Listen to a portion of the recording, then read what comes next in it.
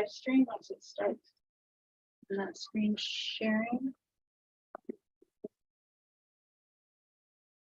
Doesn't that stop this? No, if you just X out of it, Up here? we'll still get a button. It'll say live stream. So Not that one.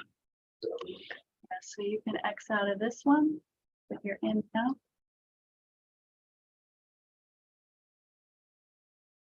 I'm having deja There you vu. That's what. It's so wild. Okay, got it. It says we're rolling. And could we have the grid view maybe so I can see everybody? No, no, no, no, no, no. Oh, The view view right up up there. Gallery. gallery. I'll sync that committee. There we go. Judy, you can get rid of the participant. Yeah. Yeah, we can. Okay. Awesome. Looks like we're set. There is a chat.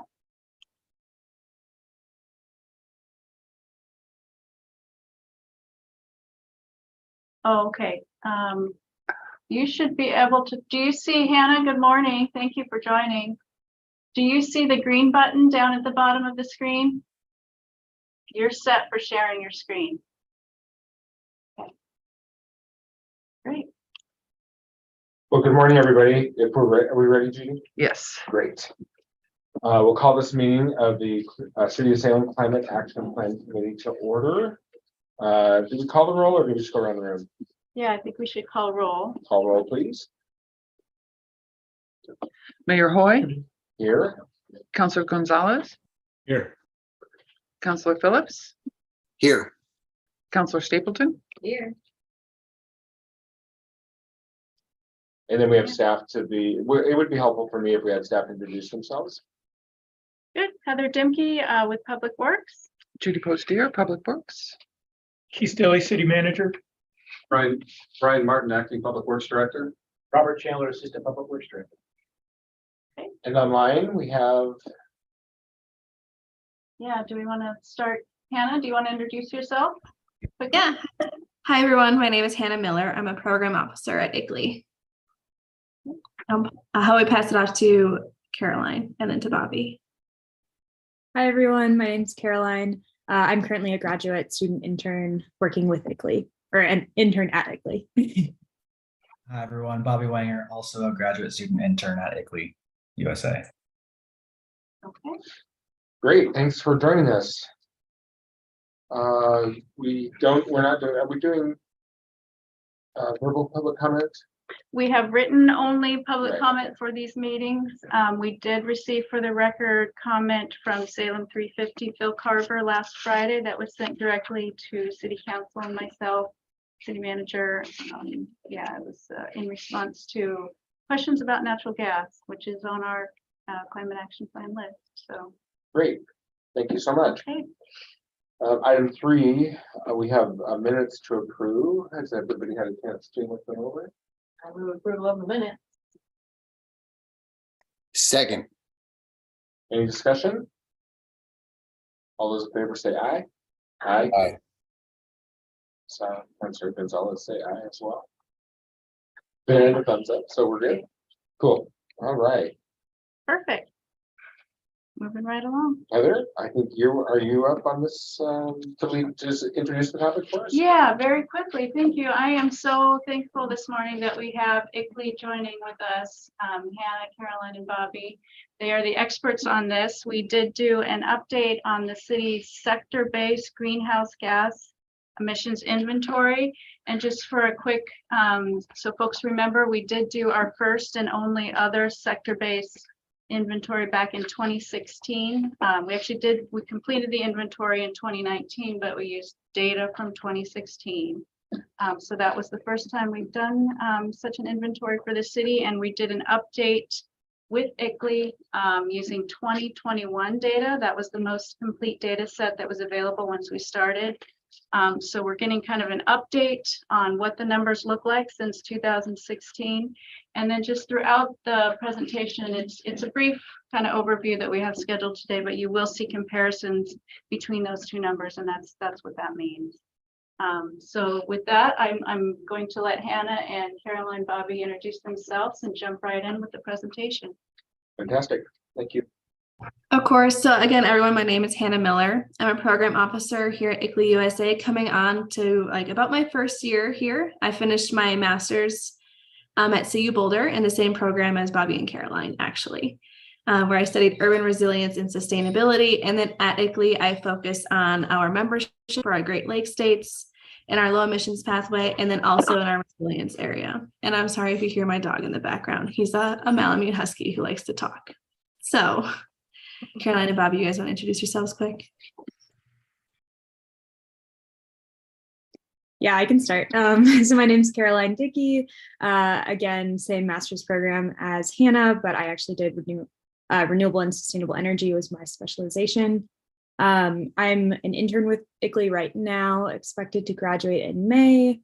And for ICLEI, I'm doing a kind of a myriad of different things, greenhouse gas inventories, helping with some circularity work and consumption-based emissions inventories as well. And Bobby, you can take it away.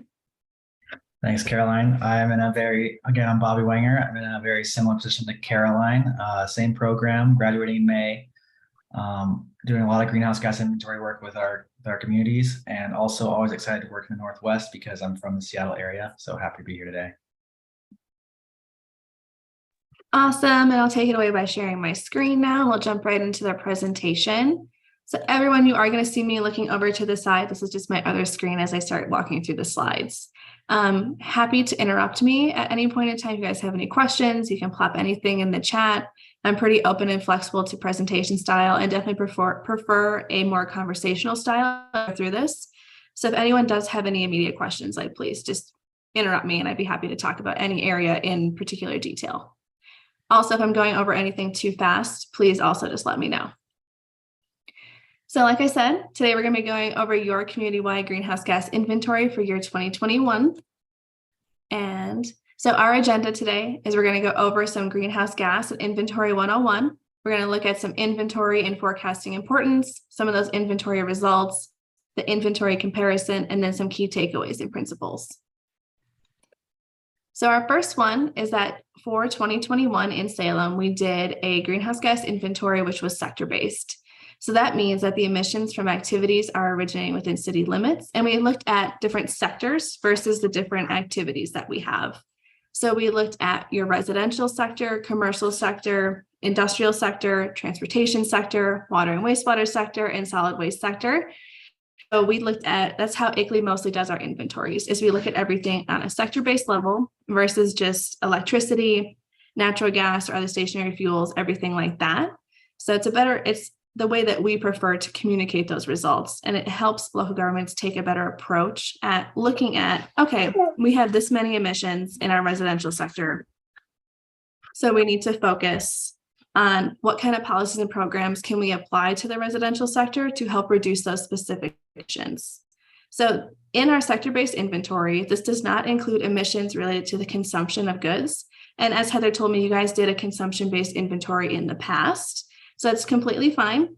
This inventory does include scope 3 though. So that scope 3 is in a consumption-based inventory, but we include scope 3 in the sector-based as well. Your consumption-based inventory probably focused more on like food consumption, sort of different things related to industry along those lines. So those are two different kinds of inventories that we would be looking at. So Just Hannah, if I could just interrupt for 1 second and ask a question. I think what you're telling us is that we have to be careful comparing apples to apples. This is not apples to apples. Correct. Okay. So from 2016 to 2021, these two inventories are comparable. However, there are aspects within this sector-based inventory and your separate consumption-based inventory that are not going to be apples to apples. And as we get going in the comparison of 2016 to 2021, we will see that there are some areas where we had some difficulties with apple to apple comparison. So we made more of an apples to oranges comparison, but I'll walk through those more in detail when we get there. Thank you. So, of course. And then also just some general guidance. ICLEI recommends doing a sector-based inventory every 3 to 4 years to track progress. And then a consumption-based inventory is such a brand new concept that we're actually still building out our own guidance to share with local governments on how to complete that. So I actually don't have a recommendation on how often you should do a consumption-based inventory. However, I will say that a lot of local governments are just starting to do them on the same regular basis as they have been doing with sector-based inventories. And it's starting to come more as like a holistic one. So instead of having two separate ones, a lot of communities are looking at them together. So they do the sector-based together, and then that's in tandem with the consumption-based. And then both of your 2016 and 2021 inventories followed the Global Protocol for Community Scale Greenhouse Gas Emissions. This is called GPC. And then in this inventory, we calculated all the emissions using our ICLEI ClearPath software tool. So in the future, when you guys decide to do another sector-based inventory, all of your emissions, including your details, our data gaps and assumptions, points of contact, and really detailed notes are going to be found within that software. And then to access that in the future, you just have Heather's login and or if anyone else would like that and to see the information in there, and we can provide those logins to you. The great thing about ClearPath is that because ICLEI owns and operates the software, that we can make any changes. We have full availability to kind of do whatever we want with the software. So you guys can have as many logins as you want. We can go through everything together. So it's just great for the next iteration of the inventory for support. So moving on, so what sectors are included in the community-wide inventory? We see that right now, before I go into all the details, the bolded sectors that we have right here are listed in 2016 and 2021. So we looked at your stationary energy use. So that includes electricity, natural gas, and other fuels. And then a reminder, we did break that out by sector. So for all the electricity, natural gas, and other fuels, it's going to be split by residential, commercial, and industrial. Then we look at your mobile fuel use, so that's gas and diesel. So we looked at your on-road transportation, which is vehicles, and then aviation. We did not include off-road equipment as that wasn't included in 2016, also not needed with the GPC inventory. Then we looked at your industrial processes. We looked at solid waste decomposition and combustion. Then we looked at water and wastewater treatment. And then we also have a still in development side of the agriculture, forestry, and land use, where we're looking at tree sequestration and tree canopy, but that's for a later date. Still in the process of doing that analysis. Then in 2016, it is bolded here, but we have fugitive emissions. This is the new sector that ICLEI recommends adding to all inventories. And I'll get into it in a little bit more in detail, but essentially it takes your stationary energy use, focuses specifically on natural gas, and looks at the leakage rate of that that's occurring within your jurisdictional boundary. So again, that is a newer sector. It was not included in 2016, but it's a new one for 2021. Do we have any questions on all of these sectors or anything quick before I move on? Or maybe like what maybe these sectors include in them? Regarding fugitive emissions, how is that calculated? How do you determine that? Yeah, so what we do is we take all the aggregated natural gas that was provided to us by Northwest Naturals. We take that whole number, we put that into a calculator that has a standard leakage rate, which is 0.3 on a national average. So it's taking all of your infrastructure within that jurisdictional boundary of Salem and saying that this natural gas is being used within your jurisdictional boundary. So it's applying that standard leakage rate to it. I will say your emissions in this sector are, I believe, are 2,391, if I'm recalling correctly. So a very small, less than 5% of your total inventory. So it's not something you need to focus on too much. It's just like an added additional thing, mostly for, so just so you guys are aware that it's occurring. Thank you. Yeah, of course. So now we're going to look at the primary types of greenhouse gases. So as everyone knows, we've got carbon dioxide, and we have that with what's paired our global warming potential. Your inventory for 2021 was calculated using global warming potentials of the 5th assessment value on 100-year values. So we get these global warming potentials, which equates that one molecule of carbon dioxide or CO2 is equivalent to that. When we look at methane, we see that it has a value, a global warming potential of 28. So one molecule of methane is equivalent to 28 carbon dioxide molecules. And nitrous oxide is one of those is worth 265 carbon dioxide molecules. So it's just important to recognize that the different gases essentially hold a lot more power than CO2. If you think of it that way, like a lot more nitrous oxide or a lot more methane is going to be it's going to be contributing a lot more than just like a singular CO2 molecule. I'm not going to go into our HFCs, PFCs, and SF6. These are ones that are, they're not our main ones that we focus on. They are calculated in our background of all of our calculations, like back in the deep end of our code and everything like that, they are factored in. However, we mostly focus on and highlight everything related to CO2, methane, and nitrous oxide. And then all of these greenhouse gas emissions, as we talk about them later on, are going to be reported as carbon dioxide equivalent or CO2e. So as we talk about emissions, that's how we're going to speak of it. Just knowing that everything that's reported in CO2e includes all of these gases listed here. So all of the ClearPath calculations have taken all of these global warming potentials into account and apply that to your emission values.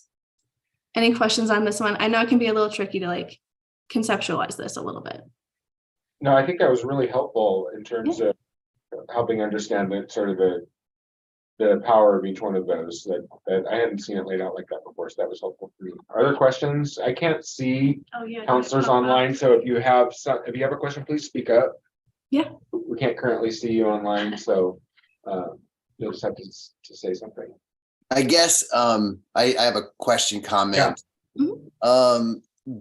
For the purpose of the calculations, it sounds like we're just considering methane as static, but does it break down over time? And do you guys have any sense of like what that is?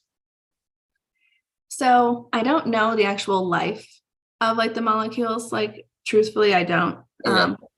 But I just know that if it's emitting more methane, it tends to have a longer lifespan, like a longer, like is more potent. Like that's it's definitely, from what I've heard, it's definitely more potent, but I think it does decompose, but it takes years, decades or years to break down into carbon dioxide and other components.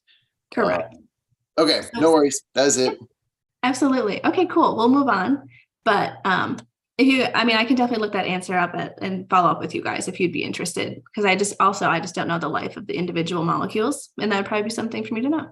I think it would be helpful if you could get back to us at some point. That'd be awesome. Yeah. Okay, absolutely. So now we're going to start talking about your inventory results. So for 2021, we have 1,216,000 metric tons of CO2e.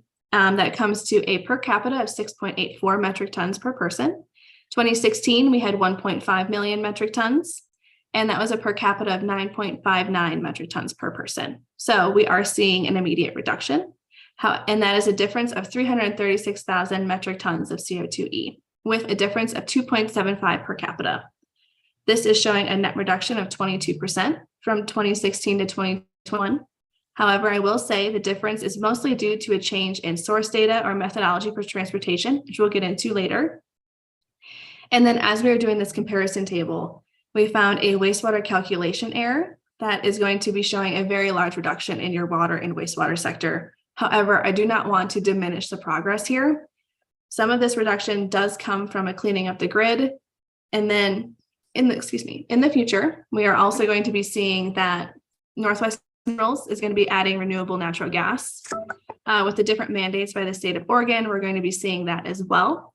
However, I will say, just based on your population projections, your emissions are probably relatively expected to stay the same, if not increase slightly. So we will be talking further on about key takeaways and like what kind of actions we can take to address that.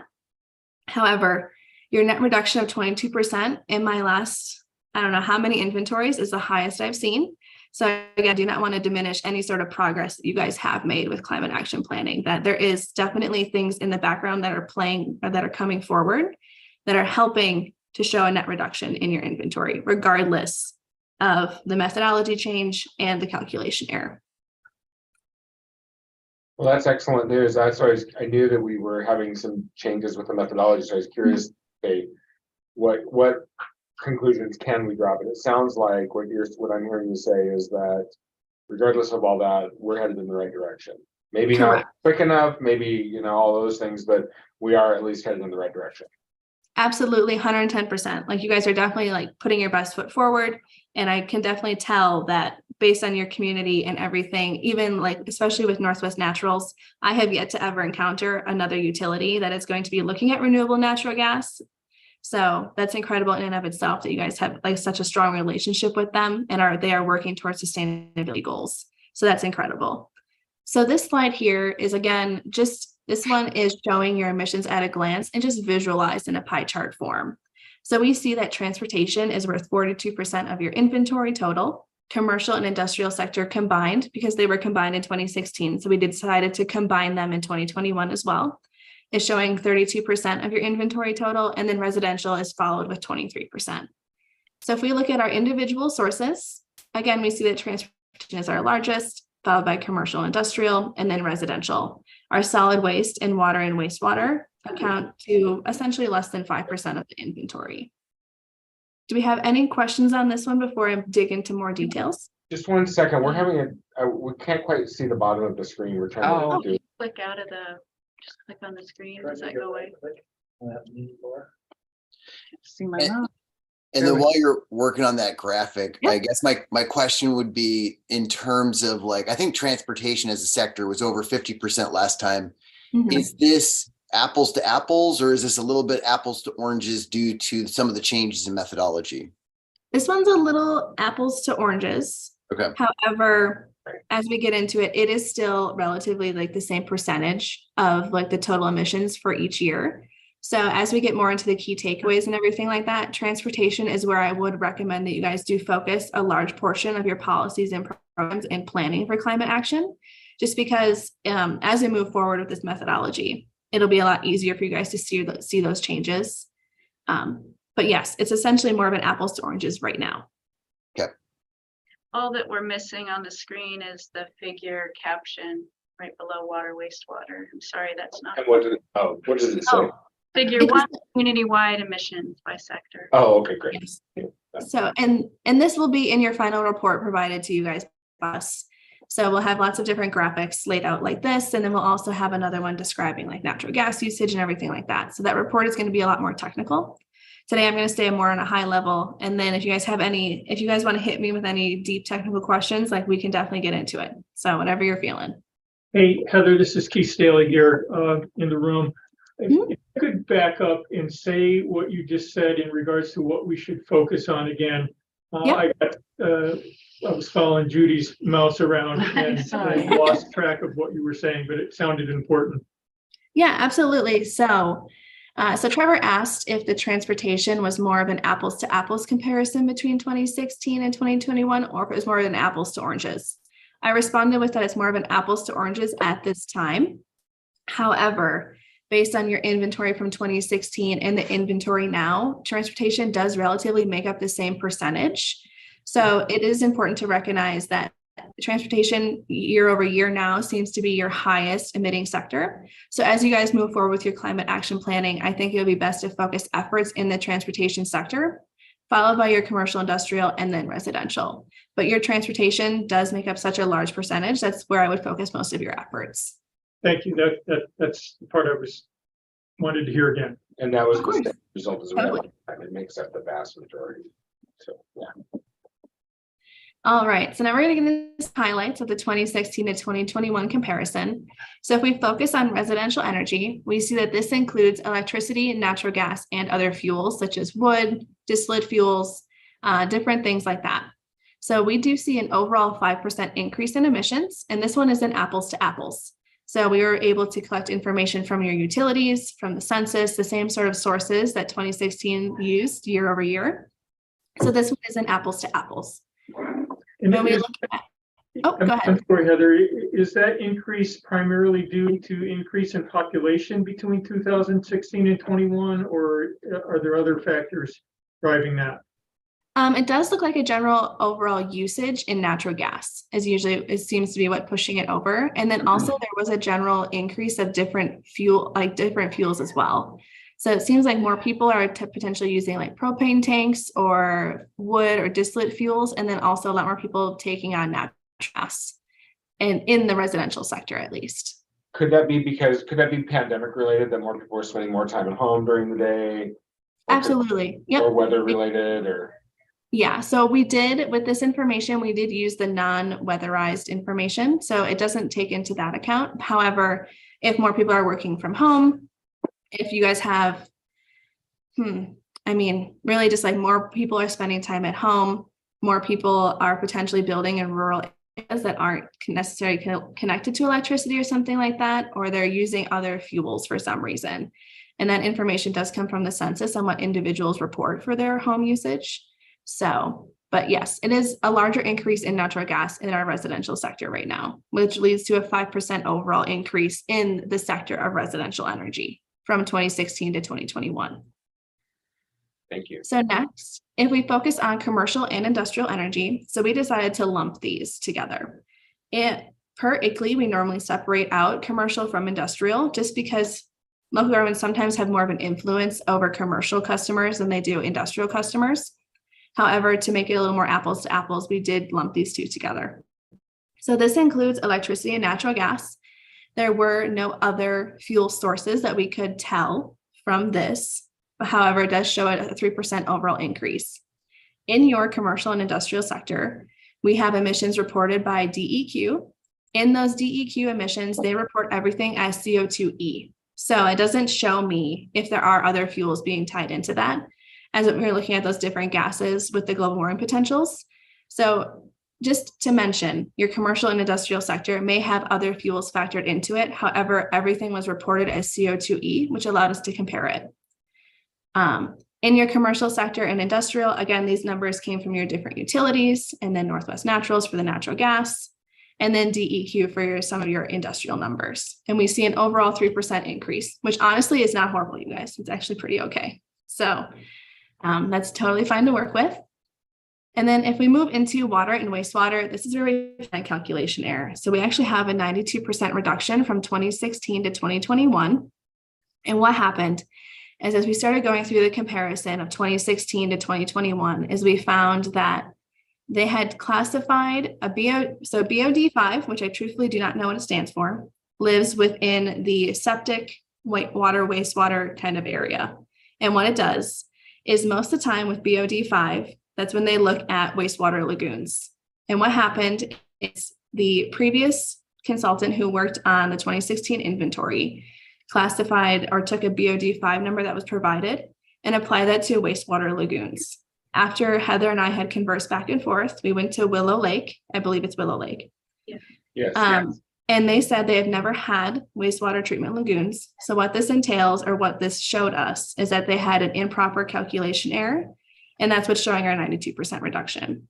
I will say wastewater treatment lagoons are extremely rare, and they are extremely gnarly with their CO2 emissions. So it's actually, beside us seeing this reduction, it's really great that we found this, as it's more representative of what's actually happening within your jurisdictional boundary. If I could jump in, Hannah. real quick. Yeah, of course. I think on that wastewater, one of the key points that I learned through this process, and I still don't fully understand step by step the treatment processes out at Willow Lake, but we are not releasing methane. We're capturing it. We're It's capturing all it in- being yeah. captured through the digestion, and then Right. we are, releasing CO2, but that methane, that was what was factored into that lagoon calculation and skyrocketed our results. So just a benefit that we saw that reduction, and I think it's a benefit to our community that we're not producing that. Yeah, we captured and converted to electricity. That's right, Yeah. through the Yeah. cogen. Yeah, To run the plant. that's right, yeah. Guys, that's incredible kudos to you and Willow Lake as well, because I will say your emissions in the wastewater sector are much lower than I've seen pretty much for anywhere else. So excellent job on that front for sure, especially huge kudos to Willow Lake. So if we move Yeah, into, Willow Lake, that is us. oh, congrats. And we partnered with with PGE to, I think, on a grant to put in that capturing facility that converts that into electricity. That's amazing, you guys. I know out here in Colorado, so I'm based in Colorado. I know that some of our Colorado wastewater treatment plants are looking at some of these things and like how to use renewable natural gas and the methane treatment, everything together to really lower their emissions. So you guys are really setting a high precedent for leadership in the wastewater sector, like absolutely. So kudos again, that's incredible. Awesome. I think did Councilor Phillips, did you have a question? No, Oh, okay, your name popped up there for a second. Thank you. Awesome. Next, if we move into solid waste, so I'm going to be honest, this one was a bit chaotic. So what happened here is when we had originally taken activity data that was given to us by Republic Services, Covanta, like all of our different waste players. What ICLEI likes to do is we like to use activity data. So that's like, we like to look at the actual tonnage they report. And then we follow, like they provide us like how much they're flaring, how much they're combusting, all of these different details that we can put into our calculators to provide the most up-to-date and accurate calculations for your CO2e equivalent. And what happened is when we did our activity data comparison to how the 2016, it showed an original 128% increase. So we're like, okay, we got to take a step back, figure out what's going on. Like this just doesn't seem right. So what happened is I met with my tech lead because he'd never seen anything like this either. So what we did is we looked at the past consultants' work. And what we decided to do is actually scrap almost all of our activity data. And what we did is we entered everything in and followed the same approach that they did. However, I will say when he was spending time looking at the information, he's like, I think there's bad data in here from 2016. So he thinks there's one number that could be off.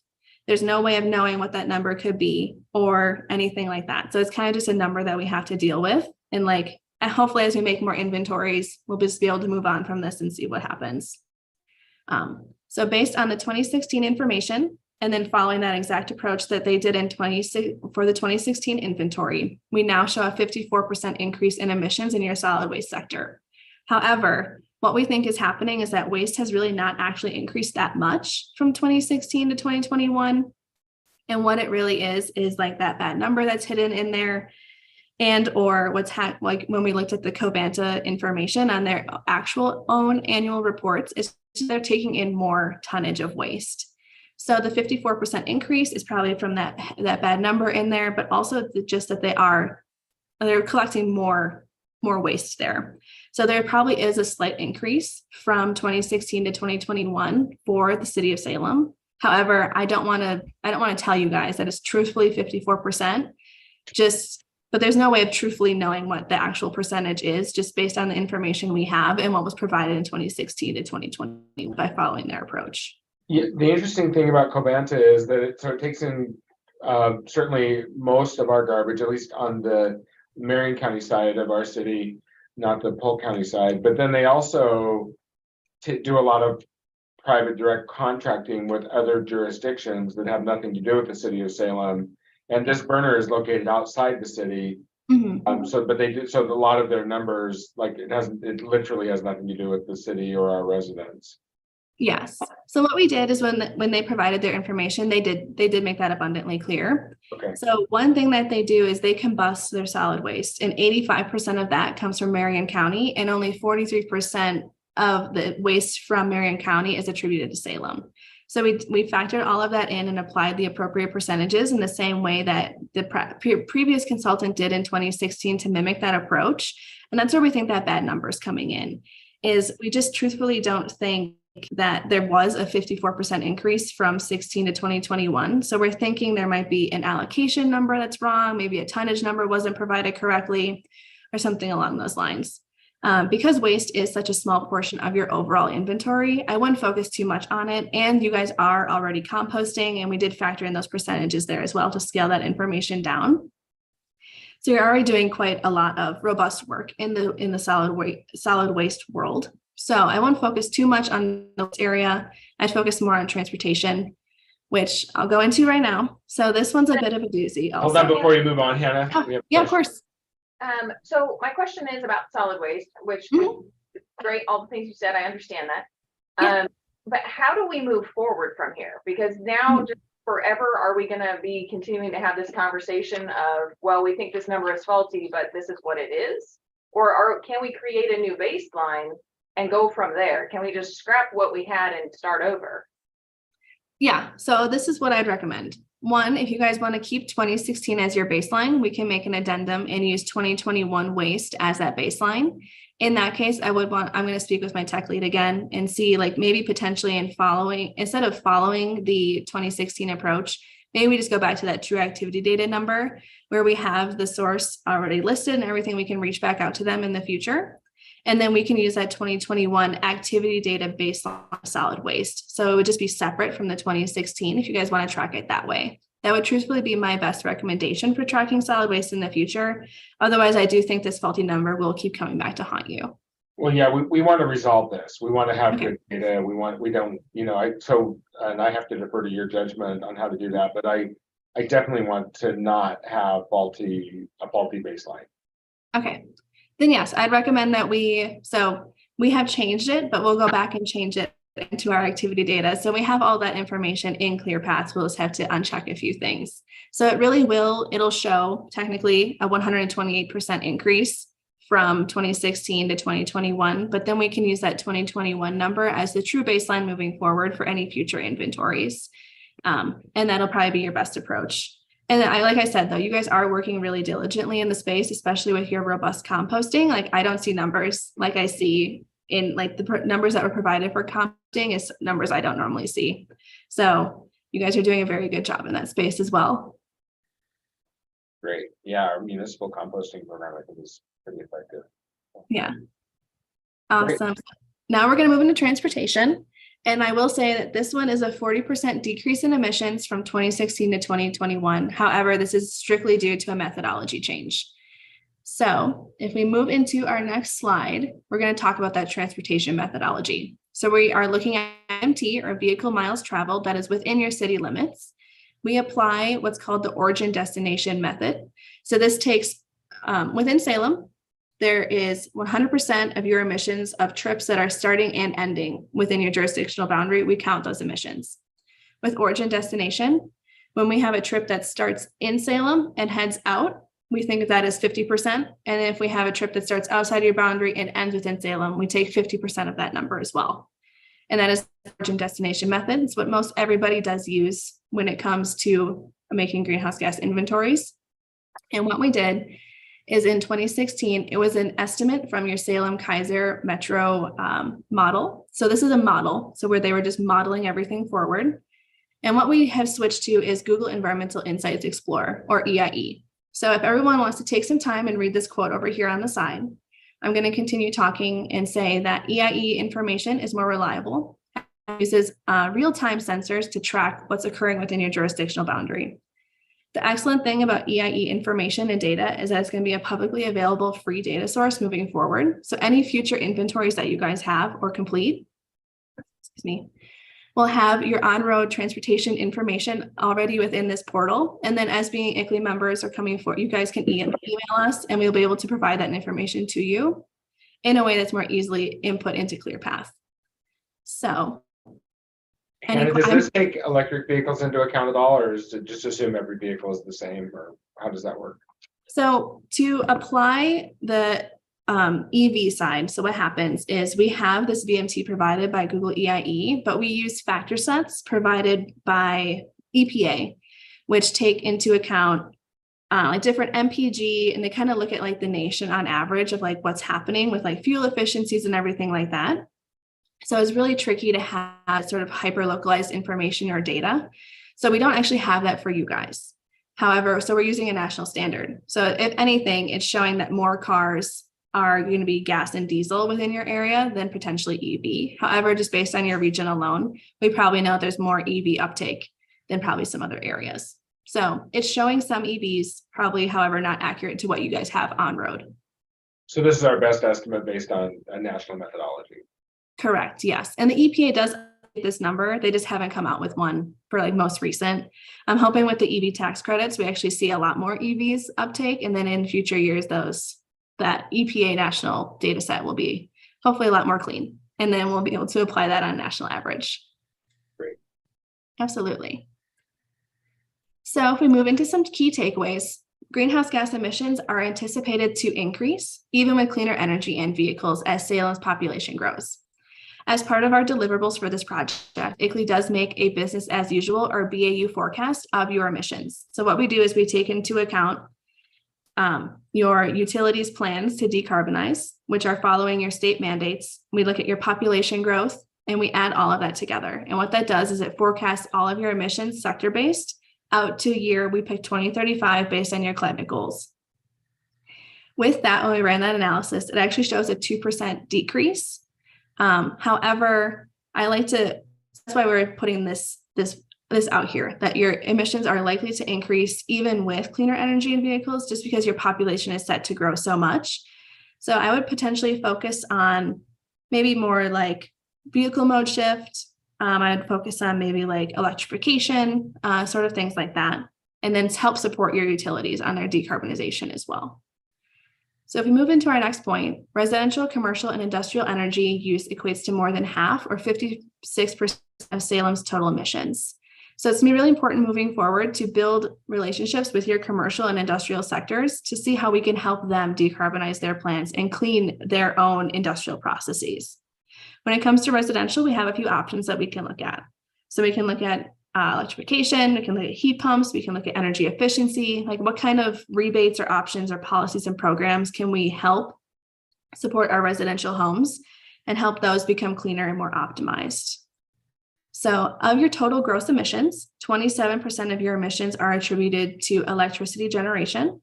29% of your emissions are from stationary fuels, natural gas, propane, and your other fuels as well. So that includes like your distillate fuels, the wood, some of those like odd ones that are occurring within your jurisdictional boundary. And then a lot of this, or most of it, does come from natural gas.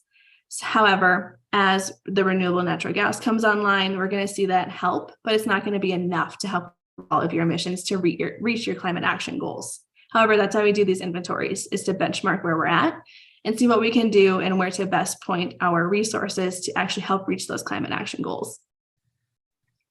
So local activity, oh, go ahead. I have a kind of a question comment again. Yeah. So I kind of like how you broke this up, but I just kind of want to make sure I'm understanding it. Mhm. So on the pie chart that we looked at the beginning, we don't have to move back to that. What I saw was that transportation is definitely a plurality of the sector-based carbon emissions. Correct. But when you combine, residential, commercial, and industrial use here, we're seeing that a majority is in fact that. So Correct. I guess my question comment is, so would it actually be safe to say that like the physical place where we like live, work is responsible for a majority of the sector-based greenhouse gases?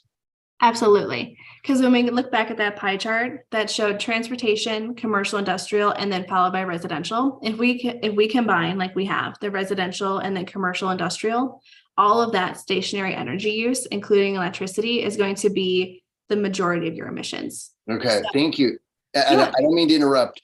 No, go ahead. I mean, I guess I am, but I apologize. So when we say like electricity generated, we're talking about, probably like the power company, whatever it is for that part of Salem, like the electrical. Yeah. Okay. And then fuels, that includes the natural gas. Okay. Mhm. All right. And then I don't know if you guys are, looking at the state changes that are happening. I mean, I know that PGE has worked with the state legislature to have some pretty robust goals. Is that kind of baked into the cake with these calculations? And it's baked into our business as usual forecast, Okay. which is like the reason it's not also here is we're still it's still under review. So we're trying to make sure that all of the emissions reductions that we see that they have laid out in this plan, we're able to translate that to the correct annual reduction value to appropriately show that in the business as usual forecast. So when that's done, it'll be provided to y'all as a memo and it'll show like the actual percent reduction. So right now it's showing 2%. It could increase depending on how we look at when we look more at these numbers and how to actually in them correctly or more robustly. So I got to paraphrase that to understand it. Yeah. So right now we're just taking what is steady state as right now, and we're not really able to project the changes that some of the state legislative rules have because they're still more in the beginning phase and not fully adopted. Not quite. So what it is that just ICLEI doesn't have the BA forecast complete. However, when it is complete, it will have those state mandates baked into it. So it will be able to show those reductions on from PGE, from Salem, from Northwest Naturals, and like their decarbonization plans. It will have those mandates baked in there. It's just that we don't have it complete at this time to share it with Okay. y'all. So it'll be Yeah. there moving forward. It's just not there Correct. yet. Correct, absolutely. Okay, now I understand. Thank you. Course. So local activities that increase energy efficiency and support the expansion of renewable energy will help reduce these emissions over time.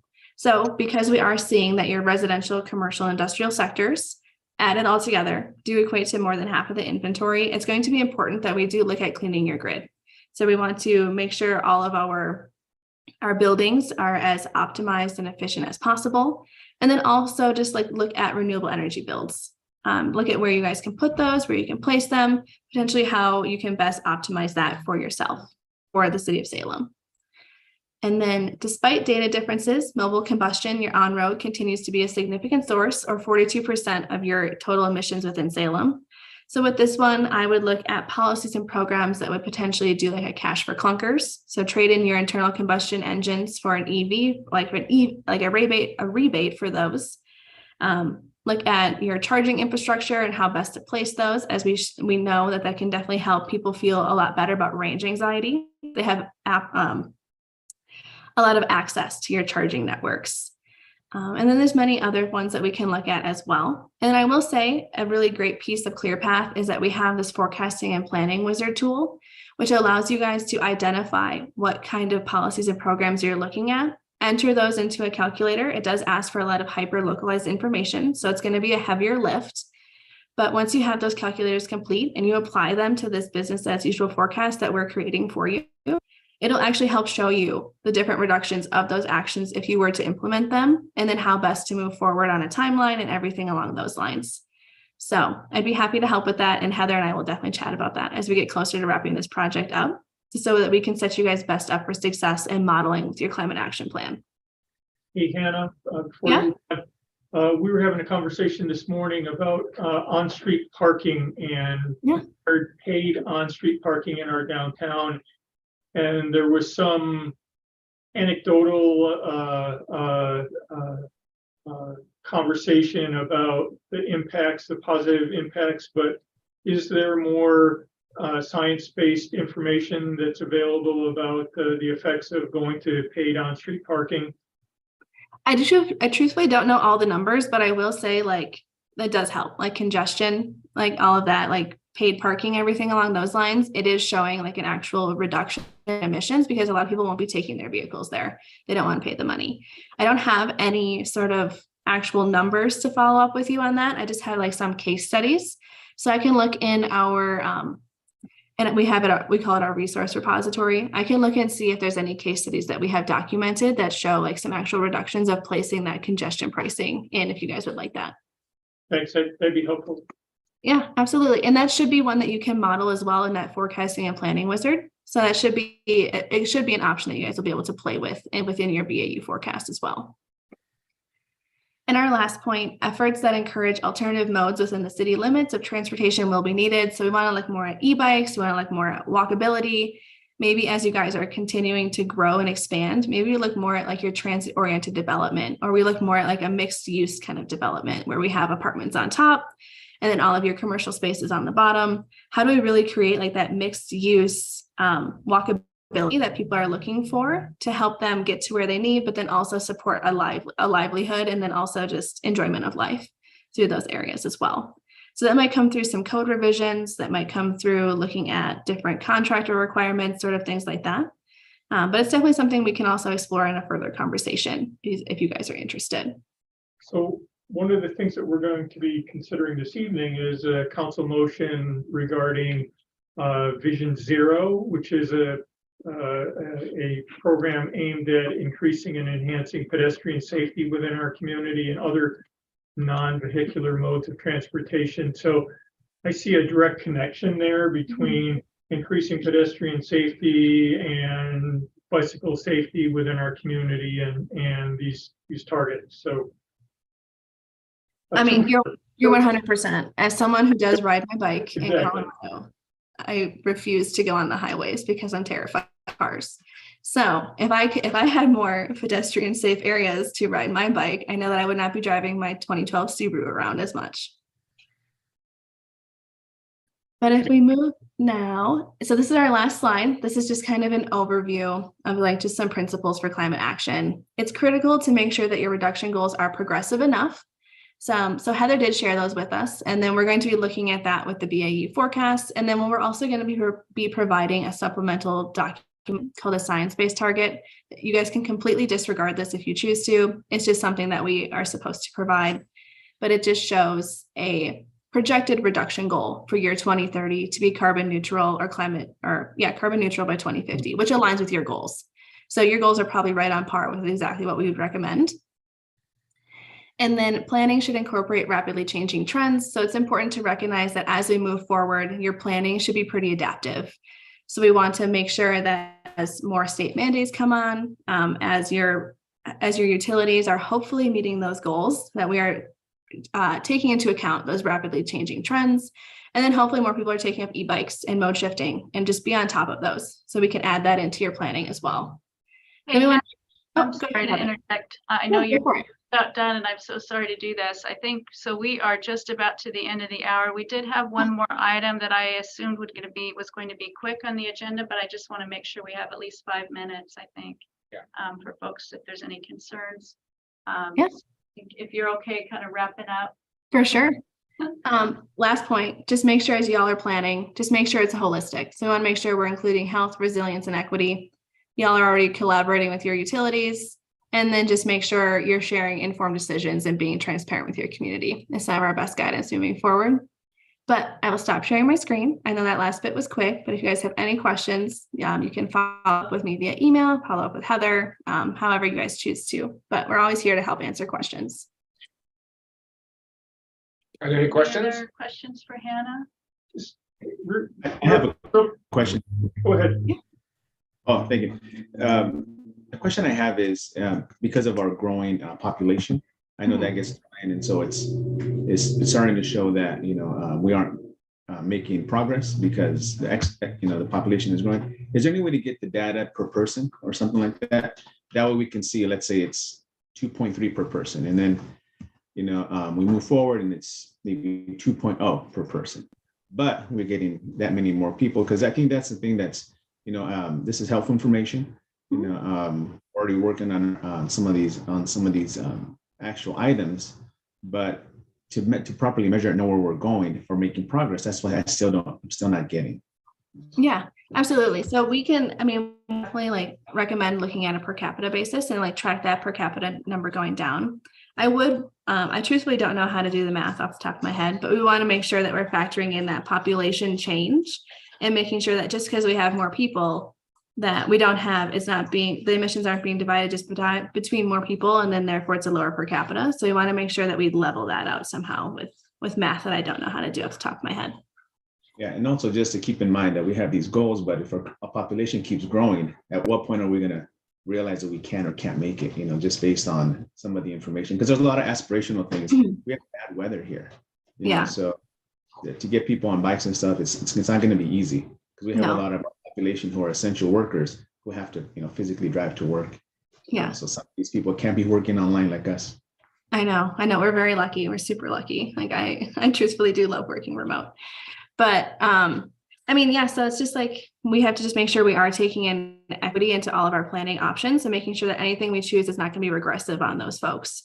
So we want to make sure that as we start moving forward into a climate action planning goal and or updating your climate action plan, that we are looking at those underrepresented populations, focusing on them and helping support them on their way up, instead of making sure that we're not bringing them back down. We want to make sure it's equitable and not equal.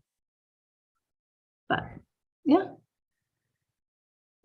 Any other questions? I did, but I can follow up with you through Heather. We just had a question come in regards to eliminating natural gas as a heating source for residential. And I'll follow up with you later on that. Yeah. If you guys are considering electrification, Bellingham, Washington is one that I studied in school for a case study, in case you're interested. And I guess my comment question would be similar, but is it better to eliminate, or is there a way to incentivize or mandate heat pumps? So, because Counselor, sorry to interrupt, but that's probably a much bigger conversation than we have in the next 4 no, months. yeah. So I expected a So- follow up as Yeah, in yeah. addition to what Keith said. Absolutely. I think that's probably can schedule a conversation if we want to have that for sure. We do have one more agenda item we have to get to before we Very wrap up. quickly, yeah. So Heather, thank you, Okay. Hannah, for that Thank great you. presentation. Of course. So much. Okay. Yeah, quickly. So the next item on the agenda, item 5, I had sent out with the agenda packet a work plan for 2023 for our climate action activities. Nothing really new brought in, activities from our first year of review of the 55 activities that were recommended to start early. But I think what was brought in, there's 13 on this list that I thought were kind of the key ones moving forward that were going to take quite a bit of effort. There's a few of these that are listed as high reduction strategies. You know, we're going to start looking at the downtown parking as an example of one, and the DEQ's new rule for commute trip reductions. So yeah, there's 13 activities that have been pulled over here from the list of 55. I made a couple comments right at the top. I think this is a fluid document, but it's a place to start as we move into this new year. And it kind of sets the bones or framework for a progress report, which I see probably coming towards the end of the year. If that works for this group, that would be submitted to City Council, and it would highlight these activities as well as anything new. I've seen already a number of new things pop up. We grant applications and opportunities. We get interest from the committee and other items. So again, it's a place to start, and we can add to it and adjust as needed. But I just wanted to get this in front of you all and make sure there wasn't any concern.